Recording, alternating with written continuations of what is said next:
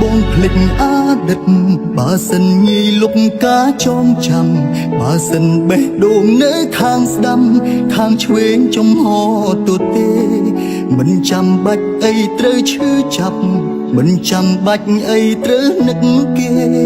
នឹកមនុស្សម្នាក់ដែលធ្លាប់ក្បែរមនុស្សដែលធ្លាប់ឲ្យខ្ញុំយំធ្លាប់យំស្ទើរតែអស់ទឹកភ្នែក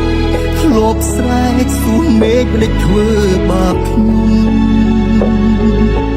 គេថាគង់តែភ្លេចកុំតន់អាលបងខំចំអ្នកណាចង់ព្រមគ្រាបែបនេះឈឺចាប់ខ្លាំងពេកឈឺពេកគ្រប់គ្រងខ្លួនឯងមិនបានបាត់បង់គ្រប់យ៉ាងស្ទើរឈួតលីលាខំខាំងរាងកាយងងឹតគ្មានគ្នាទ្រាំរស់ទាំងវេទនាគ្មានអ្នកយល់ទេឈឺចាប់ខ្លាំងពេកយូរពេកសង្កេតប្រែមិនសូវល្អធ្វើអ្វីបន្តបើនៅនឹកគេទំលាប់គ្មានអូនធ្វើមិនបានទេដាច់ចិត្តម្លេះមាសមេទុកឲ្យបងឯកា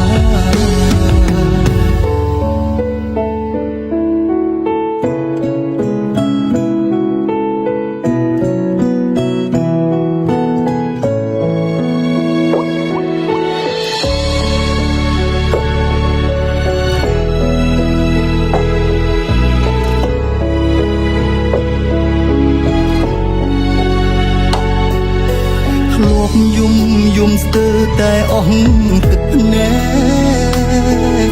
ធ្លាប់ស្រែកសួរមេឃមិនធ្វើបាបខ្ញុំគេថាគង់តែភ្លេចកុំតន់អាលបងខំចំអ្នកណាចង់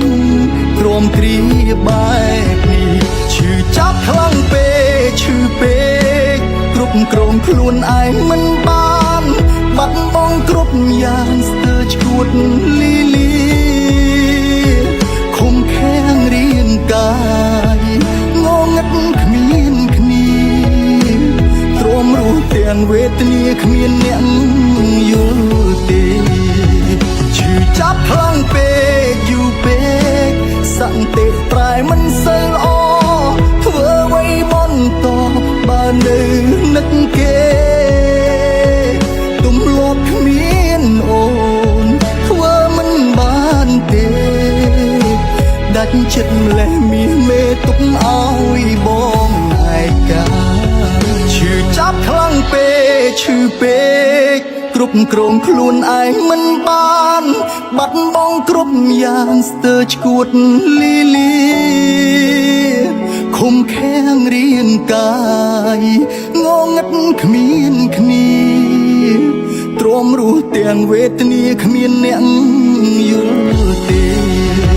ឈឺចាប់ខ្លាំងពេកឈឺពេកសន្តិប្រែមិនសូវល្អធ្វើអ្វីបន្តបើនៅនឹកគេទំលាប់គ្មានអូនធ្វើមិនបានទេដាច់ចិត្តម្លេះមាសមេទុកឲ្យបងឯកា